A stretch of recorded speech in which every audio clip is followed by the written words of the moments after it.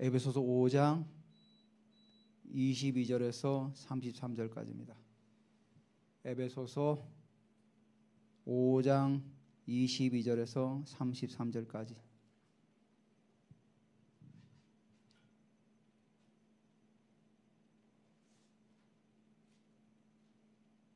제가 22절, 여러분들께서 23절 교독합니다. 아내들이여 자기 남편에게 복종하기를 주께 하듯 하라.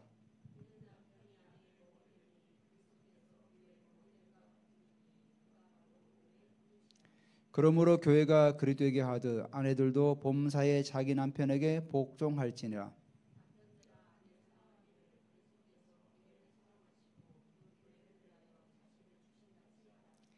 이는 곧 물로 씻어 말씀으로 깨끗하게 하사 거룩하게 하시고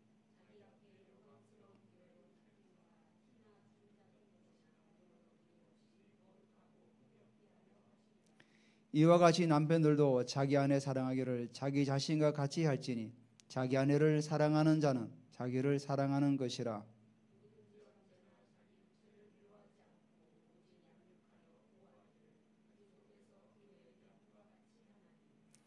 우리는 그 몸의 지체임이라.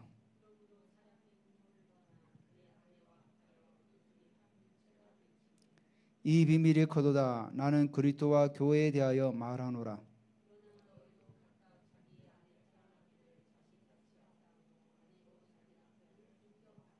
아멘. 오늘은 오늘 이 말씀이 부부간의 어떤 그 얘기지만은 사실은 교회와 그리스도의 관계에 대해서 오늘 우리에게 말씀하고 있습니다. 그래서 오늘 말씀을 제가 묵상하는 가운데 우리가 이 마지막 때를 살아가는 성도로서 또 우리가 신부라 그러죠. 성경에서 교회를 향해서 신부라고 많이 하죠. 그 계시록에는 어린 양의 혼인 잔치에 그래서 나중에 예수 그리스도와 우리 성도들이 그 신부가 되어서 함께 혼인 잔치에 참여하는 것들을 말씀하고 있습니다. 구약에도 성도들을 향해서 세상의 우상을 섬길 때 뭐라고 얘기합니까? 너희들이 영적으로 간음한다 그럽니다. 왜냐하면 그래서 성도를 신부라고 얘기하죠. 그래서 우리가 거룩한 신부로서 하나님 앞에 세워져서 마지막 어린 양 혼인잔치에 참여하여서 거룩한 세마포를 입고 그곳에 참여하여 그 주님의 영광 가운데서 우리가 함께하는 연합을 이루는 그 때를 바라보며 우리가 계속 우리가 나아가야 되는 겁니다. 그래서 오늘 본문의 말씀을 통해서 신부가 가져야 할 영성, 신부의 영성에 관해서 우리가 같이 말씀을 좀 나눠보려 합니다. 첫 번째로 신부의 영성은 사랑과 친밀함이 되는 거죠. 사랑과 친밀함. 여러분, 하나님을 아는 것과 하나님을 경험하는 것하고는 차이가 분명히 있습니다. 우리가 성경을 통해서 하나님에 관한 지식을 우리가 알고 있어요. 세상 사람도 성경을 통하면 하나님에 관한 지식을 알 수가 있습니다. 그렇지만 하나님을 경험하는 것하고는 다른 차원이죠. 신부는 하나님의 사랑과 그 친밀한 가운데 하나님을 경험하는 거예요. 자, 구약에 보면은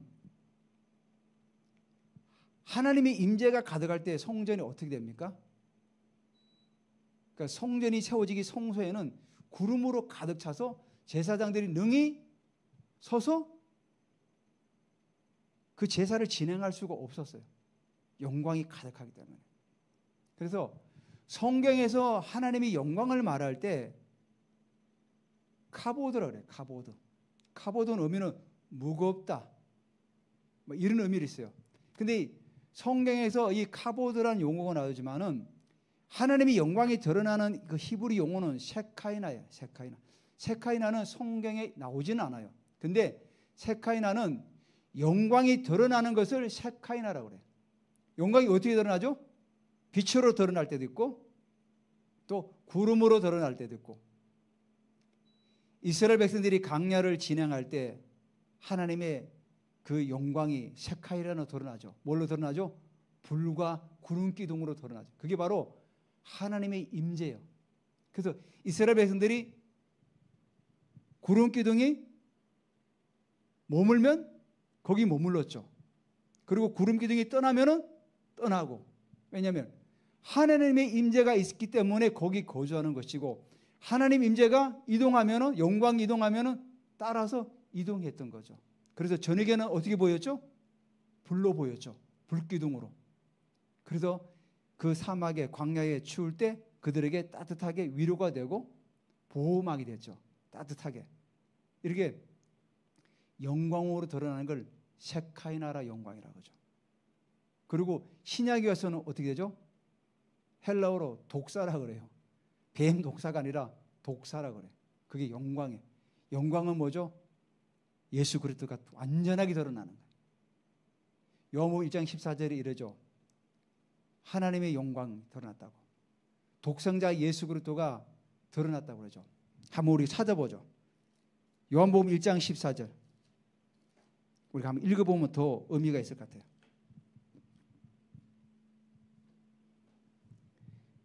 말씀이 육신이 되어 우리 가운데 거하시며 우리가 그의 영광을 보니 아버지 독생자의 영광이요 은혜와 진리가 충만하다.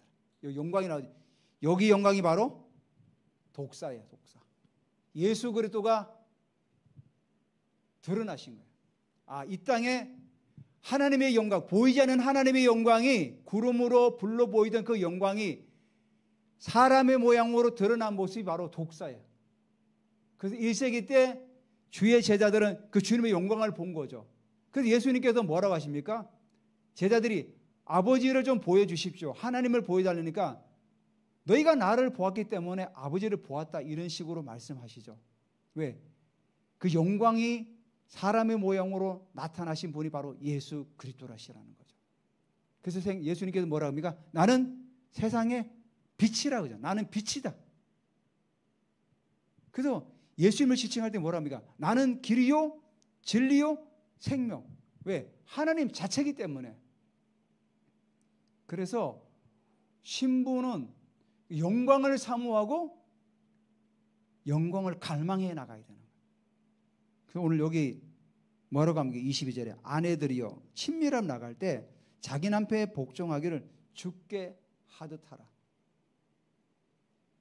저희 교회 부부 관계는 너무나 잘 이렇게 좀 친밀함으로 잘 지내는 것 같아요. 많지는 않지만은 성경이 뭐라고 합니까? 주께 하듯 하라 그래. 이 의미가 뭡니까?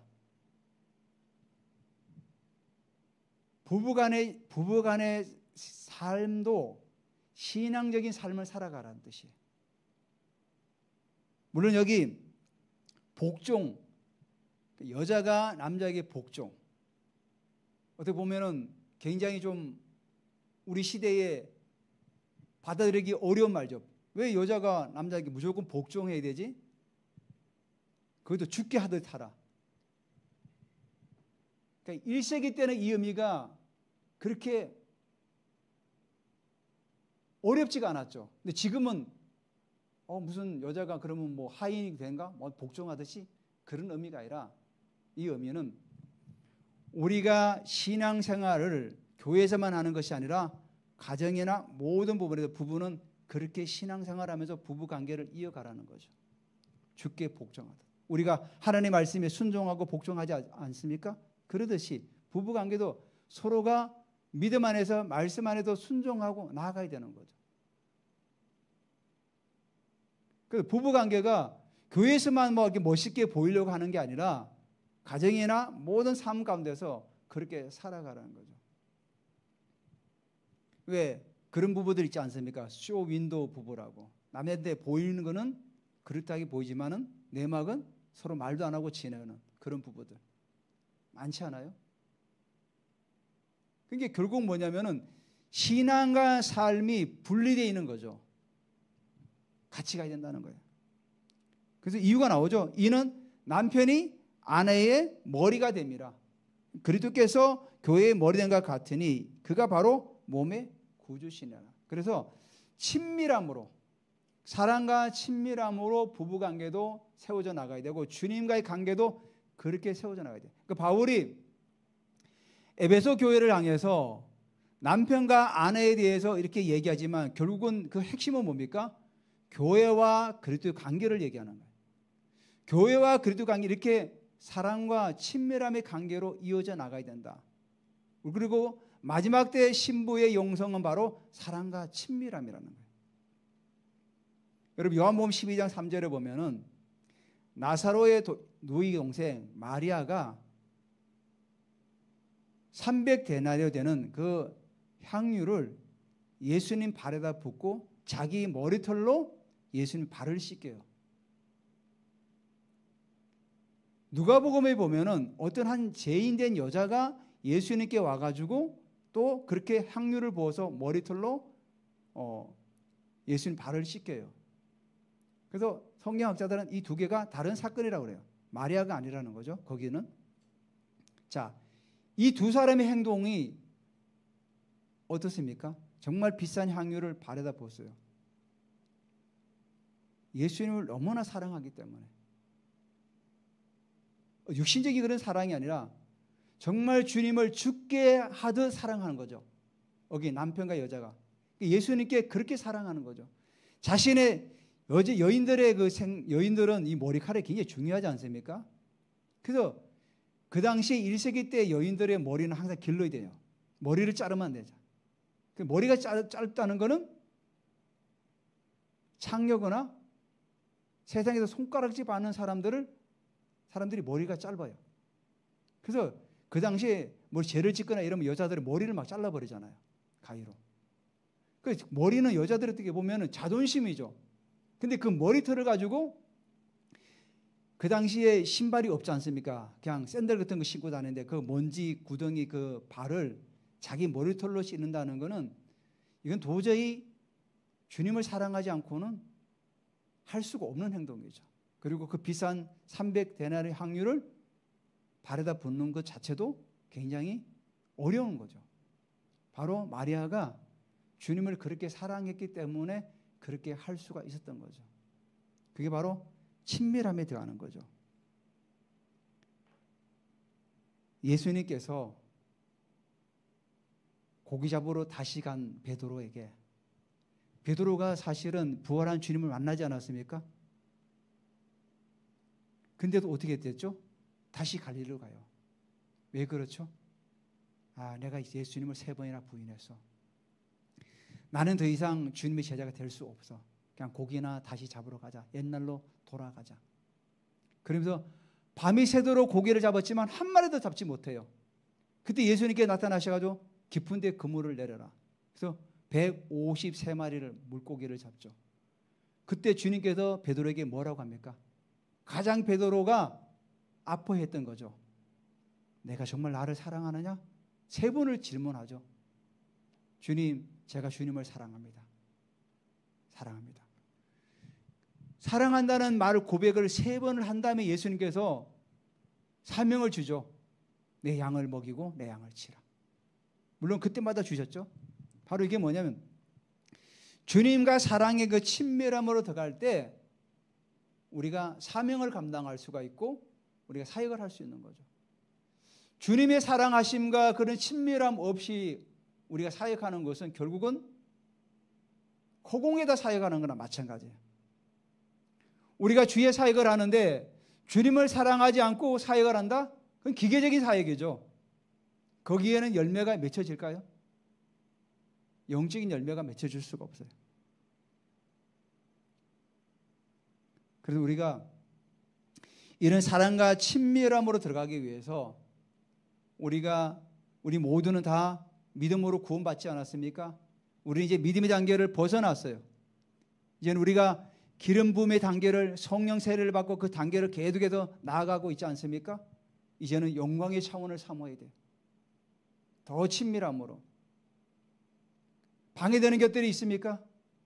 내가 습관적으로 짓는 죄, 내가 습관적으로 하나님 앞에서 연약한 부분들, 이제 그런 것들을 자꾸만 깨부셔 나가야 돼요. 우리가 하나님께 드리는 찬양 가운데 주님의 그 임재를 경험하고 더 높은 차원으로 올라갈 수 있어요. 그래서 더 사모해야 돼. 예배를 더 사모해야 돼. 우리가 엄밀히 말해서 말씀을 듣는 시간은 사실은 하나님으로부터 우리가 듣는 거잖아요. 우리가 하나님께 예배하는 건 예배자가 뭡니까? 엎드려 경배하는 거죠. 예배는 뭡니까? 하나님을 높이는 거죠. 그래서 성경에서 뭐라고 해요? 찬송함으로 그 문에 들어가며 그러잖아요. 사실 엄밀히 예배만 딱 끄집어내면은 우리가 하나님께 찬양하고 올려드리는 게 바로 예배죠. 이 말씀은 하나님 주시는 말씀 우리가 받는 시간이니까. 그러니까 예배는 사실은 중요한 거는 찬양과 말씀이죠. 우리가 찬양으로 하나님께 영광을 올릴 때 하나님께서 우리에게 말씀하시죠. 그래서 우리가 이 예배, 찬양이 너무 중요한 거죠. 그래서 찬양을 우리가 준비하고 기도로 준비하고 또 곡을 선정하고 하나님께 나아가는 그때 그 영광이 셰카이나 영광이 임하는 거죠.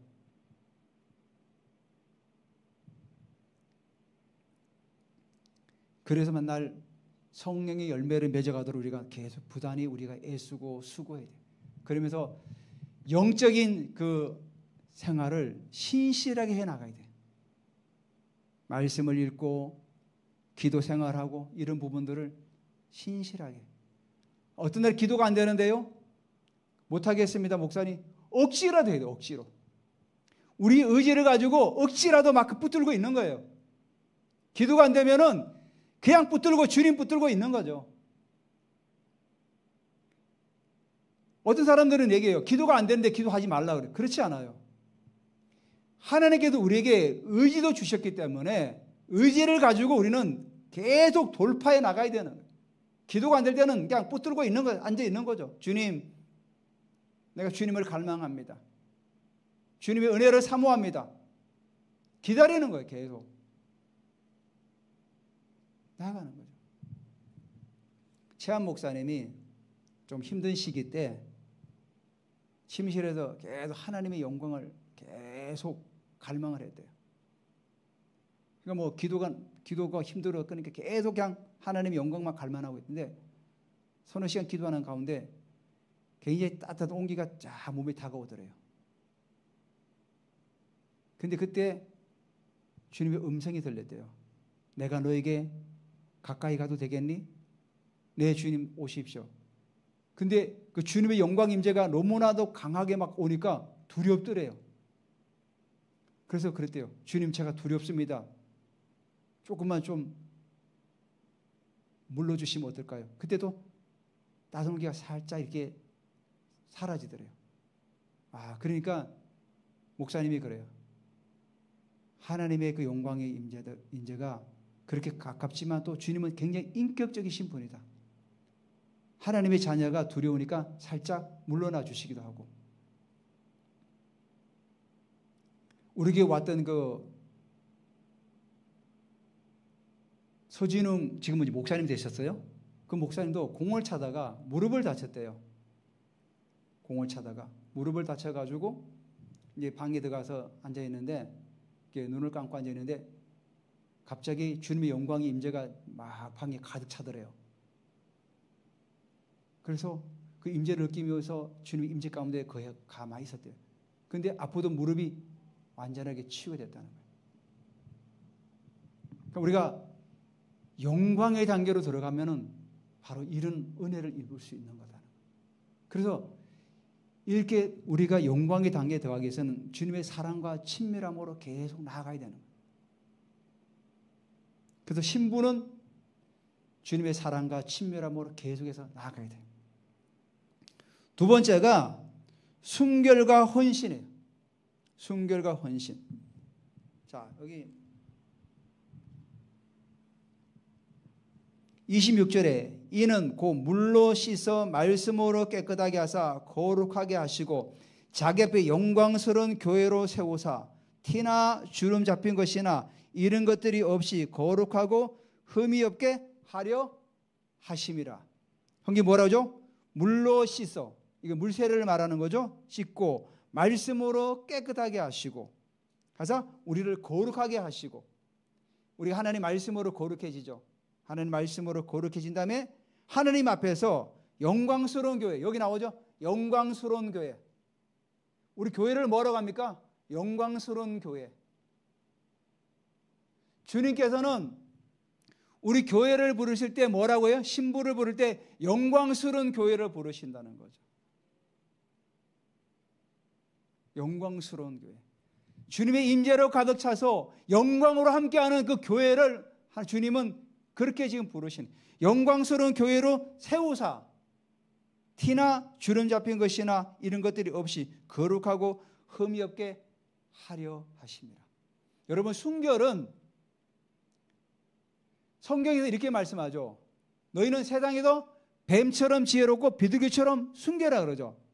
순결한 용어 앞에 뭐가 나오죠? 비둘기처럼 순결하라고 그래요. 이 비둘기는 헬라 원어에 보면 집비둘기를 말해요. 여러분, 집비둘기랑 산비둘기랑 차이가 있습니다. 집비둘기는 암수 한 쌍이 평생을 같이 가요.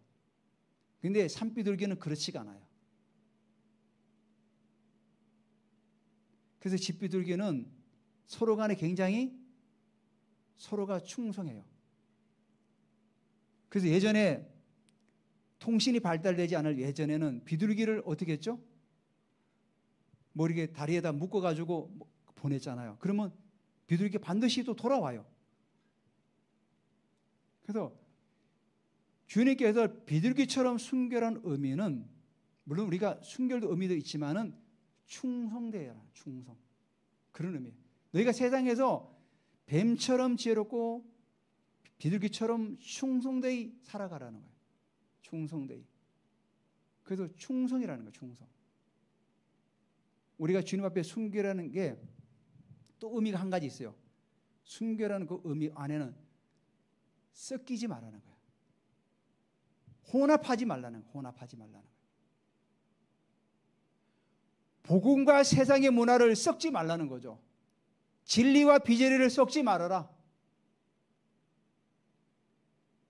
많은들이 하나님 말씀을 가지고 세상에 나가는데 세상에 나가서 어떻게 합니까? 적당히 타협하고 살아가려고 많이 하죠. 결코 복음은 세상의 그런 문화 속에서 섞어서 사용하지 말라는 거예요. 섞지 말라는 거예요. 그래서 이거는 우리가 영적인 순결을 말하는 거죠. 영적인 순결. 하나님의 백성으로서 자녀로서 이 땅을 살아가면서 세상의 어떤 그런 가치관들이라든지 세상의 그런 문화에 혼합되어서 섞어서 그렇게 편성되어서 살아가지 말라는 거예요. 그게 바로 순결이에요. 순결. 순결은 처녀가 동정을 가지고 결혼하는 물론 그런 의미도 가지고 있지만은 성경에서 그 순결은 더 의미가 더 크다는 거예요. 충성되이 그리고 영적으로 순결을 지키며 살아가라는 거예요. 그리고 신부는 순결과 헌신을 했잖아요. 헌신. 신부는 헌신도 필요합니다. 바울이 복음을 전하면서 고린도후서 11장 23절 27절에 보면은 뭐라고 합니까? 제가 적어왔어요. 바울이 이렇게 얘기해요. 나는 옥에도 갇히고 매도 수없이 맞고 여러 번 죽을 뻔했고 40이 하나 감한 매를 3번 맞고 돌에 맞고 3번 파선하고 깊은 바다 강의 위험, 동적의 위험, 이방의 위험, 신의 위험, 배고픔 수도 없이 당했다는 거죠. 신부는 대가가 지불이 필요해요. 우리가 주님 앞에서 믿음의 길을 갈 때 대가 지불이 필요한 거죠.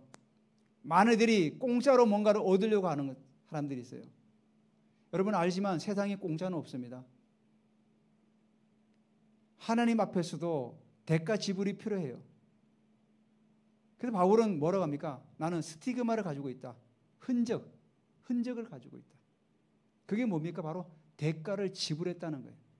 오늘 고린도후서 이 말씀처럼 그 흔적이 스티그마가 매 맞고 돌에 맞고 그 상처 그 흔적이 자기 몸에는 지금 있다는 거예요. 바울은 주님을 사랑하기 때문에 순결을 유지하고 헌신하면서 대가를 지불했다는 거예요. 그래서 이제 나를 위하여 의의 면류관, 영광의 면류관, 생명의 면류관이 기다린다고 했죠. 그래서 나뿐만 아니라 주의 나라를 삼하는 모든 이들에게 하나님은 그렇게 하실 것이다. 우리가 주님을 사랑한다면 마지막 때의 거룩한 신부로 살아가기 위해서는 대가 지불이 필요하다는 겁니다. 대가 없이는 이룰 수가 없어요. 여러분, 세상에 성공하는 사람도 시간을 투자하고 자기의 어떤 몸을 투자하고 대가 지불을 해요. 대가 지불하기 때문에 그 경지에 이른다는 거죠. 마찬가지죠. 우리도 영광에도 영광으로 나아가기 위해서는 기도의 무릎이 필요하고 하나님 앞에 영광 가운데, 임재 가운데 머무는 시간도 필요하고 그런 시간들이 필요한 거죠. 영적인 신실함의 시간이 우리에게 필요한 겁니다. 그런 대가 지불 없이는 우리가 영광에서 영광으로 나아갈 수가 없어요. 세 번째가 신부는 기다림과 소망이에요. 기다림과 소망 같이 가는 거죠.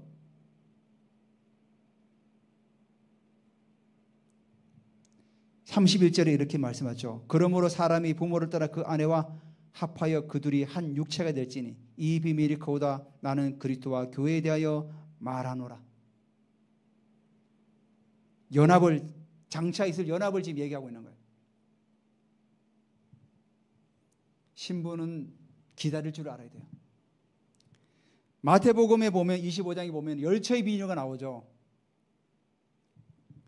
열처녀 가운데 5처녀는 기름을 준비하고 5처녀는 금방 쓸 기름만 준비해가지고 신랑을 기다리죠. 이스라엘에서는 결혼을 할 때 정혼을 먼저 합니다. 예수님의 어머니도 마리아도 요셉과 정혼한 사이였죠. 근데 이스라엘에서는 정혼한 사이도 결혼과 같은 비중으로 생각을 해요. 그래서 정혼한 이후에는 이제는 외간 남자를 만나지 말고 관계도 가지면 안 돼요. 뭐 친구 사이라도 이래도. 왜냐하면 정혼은 결혼과 같은 비중을 두고 있기 때문에. 자, 남자와 여자가 그 당시에 정혼을 하게 되면은 정혼을 하고 남자는 다시 아버지 집으로 돌아가죠. 가서 이제 아내와 함께 살 집을 마련해요. 그 기간이 거의 1년 가까이 된다고 그래요. 다 준비가 되면은 이제 신랑의 아버지가 아내를 데려오라. 그러면 이제 가서 혼인잔치를 열고 아내를 데려오죠. 그때까지 신부는 계속 기다리는 거죠. 언제 신랑이 올까? 노심초사. 계속 기다리면서 신부 수업을 하는 거죠. 근데 성경의 마태복음 25장에는 5처녀는 기름을 준비했다고 그래요. 그 기름이 뭡니까? 성령을 말하는 거예요. 성령. 기름 부으심을 말하는 거죠. 기름 부으심을 준비하고 기다리고 있을 때 신랑이 왔을 때 혼인잔치에 들어갈 수 있는 거예요. 믿음의 단계도 천국 가죠. 그래서 우리가 더 높은 단계 영광을 경험하기 위해서는 기름을 준비하고 기다려야죠. 주님의 그 임재를 사모하며 기름을 준비하고 계속 기다릴 때 신랑이 왔을 때 그 혼인잔치에 가서 그 함께 영광을 우리가 누릴 수가 있는 겁니다. 그래서 자신을 준비해 나가야 되는 거예요. 계속 신부는. 그리고 우리가 이 신부가 기다리는 게 또 한 가지가 뭐냐면은 소망하는 게 하나님 나라예요. 세례 요한이 옥에 갇혔을 때 자기 제자들에게 예수님께 가서 이런 질문을 하고 답을 가져오라 그래요. 제자들이 뭐라고 했냐면 요한이 자기 제자들에게 예수님에게 가서 오실 그이가 당신입니까 하고 물어라. 그러면 예수님께 답을 주실 거다. 그리고 요한이 예수님께 가죠. 아니, 요한의 제자들이 가서 예수님께 질문을 해요. 오실 그이가 당신입니까? 이렇게 질문하니까 예수님께서 뭐라고 하죠? 그래, 오실 그이가 나다. 이렇게 대답하지 않아요. 가서 전해라. 병든 자가 치유되고 소경이 눈을 뜨고 귀신이 쫓겨나고 완전히 동문서답을 해요. 그 의미가 뭐죠? 하나님 나라가 왔다는 거예요. 하나님 나라가. 요한에 가서 전해라. 하나님 나라가 왔다. 지금 오실 거의가 바로 나기 때문에 하나님 나라가 지금 임했다는 거예요. 예수님께서 이 땅에 오셔서 제일 먼저 하신 말씀이 뭐예요? 회개하라. 천국이 가까이 왔다. 하나님 나라가 왔다는 거예요. 지금 요한에게. 하나님 나라가 왔다는 것은 그분이 왔다는 겁니다. 동문서답이 아니었던 거죠. 신부는 하나님 나라를 소망하고 기다려야 돼요. 그 하나님 나라는 뭐죠? 지금 이 땅에 역사하는 나라, 죽어서 가는 그 나라가 아니라, 죽어서 가는 그 천국이 아니라 지금 하나님이 통치하는 나라, 나의 삶 가운데 하나님이 통치하는 나라. 귀신 들린 자에 갔을 때 귀신이 쫓겨나가고 죽은 자가 살아나고 병든 자가 치유되고 소경이 눈을 뜨는 그 하나님 나라. 신부는 하나님 나라를 사모해야 돼요. 단순하게 이 땅에서 살아가는 것만 사모하는 것이 아니라 더 높은 차원의 하나님 나라를 사모해야 돼요. 그래서 에베소서 1장이 뭐라 그랬죠? 2장에서 우리를 그리스도와 함께 어디에 앉혔다고 그랬어요? 하늘에 앉혔다고 그랬어요. 하늘에. 너희들이 이 땅에 살아가는, 이 땅에서 저걸 두고 살아가지만 너희의 신분은 하늘에 있다는 거예요. 하늘에. 그러니까 우리 신분은 하나님 나라를 사모해야 되는 거죠. 하나님 나라를 사모할 때 그 영광을 우리가 맛볼 수가 있는 겁니다.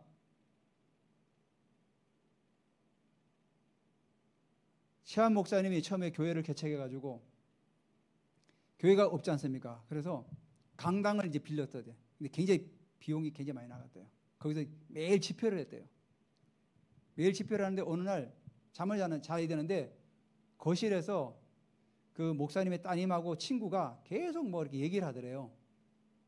그래서 이제 아내 사모님한테 나가도 좀 잠을 자야 되니까 조용히 좀 하라 그랬는데 이제 사모님이 나오신 거예요. 나와셔서 그 따님하고 이제 그 모습을 보니까 그냥 웃고 떠드는 게 아니었어요. 주님이 임재가 이들 가운데 있다는 걸 발견한 거예요. 그러면서 그 따님과 친구 그랬대요. 빨리 우리가 그 강당으로 가야 된다고. 빨리 강당으로 가야 된다고. 그래가지고 목사님을 이제 다시 모시고 강당으로 가고 또 류인글 목사님도 가려 옆에 그 얻었대요. 계속 새벽 기도를 하려고. 그래서 갔더니 그 주님의 영광이 그 강당 안에 가득 찼더래요. 그 따님의 눈에는 천사들이 모였대요. 근데 천사들이 10m가 넘더래요. 어마어마한 천사들이 막 둘러싸이고 영광이 막 가득 차더래요. 계속 영광을 풀어내니까 그 강단에 거기서 예배 드리다 보니 영광이 임한 거죠. 그러니까 그 영광을 이제 하나님께서 보여주려고 하니까 이 따님들한테 하나님이 역사하신 거예요. 영광을 사모하니까. 우리도 사모해야 돼요. 우리에게도 주님의 영광이 임하도록 사모하고 사모해서 정말로 여기 들어오는 모두들이 병든 자, 헐벗은 자, 배고픈 자들이 이 영광을 경험하고 회복되고 치유되고 문이 열리고 나갈 수 있도록 우리 계속 그 영광을 사모하면서 나가야 돼요. 그래서 마치 아둘람골에 모였던 그 다윗의 용사들, 그때는 용사들이 아니었죠. 헐벗은 자, 억울한 자, 빚진 자 이런들이 왔잖아요. 나중에 다윗이 왕궁이 될 때 이들이 모두가 다 용사가 됐어요. 용사. 그래서 우리 교회도 들어오는 모든 이들이 다 용사가 되어서 우리가 다음 세대에게 이 유업을 계속 물려줄 수 있도록 그런 기다림과 소망을 가지고 살아가는 게 바로 신부의 영성이라는 사실입니다. 여러분 다 일어서시기 바랍니다. 우리가 오늘 말씀을 기억하면서 우리가 주님의 영광 가운데 나아가기를 원합니다. 주님 이곳에 영광으로 임재하여 주시옵소서. 더 임하여 주시고 더 임하여셔서 우리가 주님의 그 영광을 경험하게 하시고 성경에 나오는 그 지식적인 그 하나님만 아는 것이 아니라 하나님을 경험하게 하시고 우리가 영광 가운데서 나아갈 때 하늘의 아름다운 구대를 경험하게 하시고 이 땅 가운데서 영광을 운반하는 자가 되게 하시고 영광을 또한 전달하는 자가 되어서 하늘나라 이 땅 가운데 세워나갈 수 있는 우리 모든 일꾼들 될 수 있도록 우리 같이 한번 주여 부르면서 기도합니다. 주여 할렐루야.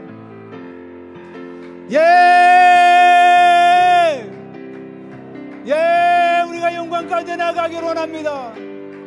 주님 우리가 영광 가운데 나아가기를 원합니다. 주님 우리에게 기름 부어주시옵소서. 더 기름 부어주시옵소서. 신부의 영성을 가지고 나아갑니다. 주님 우리가 하나님 아버지여 사랑과 친밀함과 순결과 헌신과 또 아버지 하나님여 주님 우리가 소망과 기다림을 가지고 나아갑니다. 우리가 하늘 앞에도 믿음으로 전진하기를 원합니다. 우리가 믿음의 단계, 기름 부음의 단계, 영광의 단계로 나아가기를 원합니다. 우리를 하늘에 앉히셨사오니 우리가 아버지 이 땅 가운데서 주님의 영광을 풀어낸 자 될 수 있도록 하나님 우리에게 기름 부어 주시옵소서. 더 기름 부어 주시옵소서. 여러분 아픈 부위에 손 올리시기 바랍니다. 그리고 머리에도 손 올리시기 바랍니다. 예수 이름으로 시간 명하노니 모든 연약한 몸에 회복될지어다. 주님의 아버지 하는 이 시간에 우리 영생의 집사의 그 무릎에 십자인대에 예수님의 보혈을 뿌리고 바르고 뒀습니다. 속히 회복될지어다. 주님의 영광이 임할지어다. 할렐루야. 온전하게 회복될지어다. 속히 일상으로 돌아갈 수 있도록 하나님 기름 부어 주시옵소서. 비염은 예수 이름으로 떠나갈지어다. 비종근 만국정도 떠나갈지어다. 닫힌 태문도 이 시간 예수 이름으로 열릴지어다. 모든 것들이 이 시간에 회복될지어다. 할렐루야. 주님 감사드립니다. 예수님의 이름으로 기도드립니다. 아멘.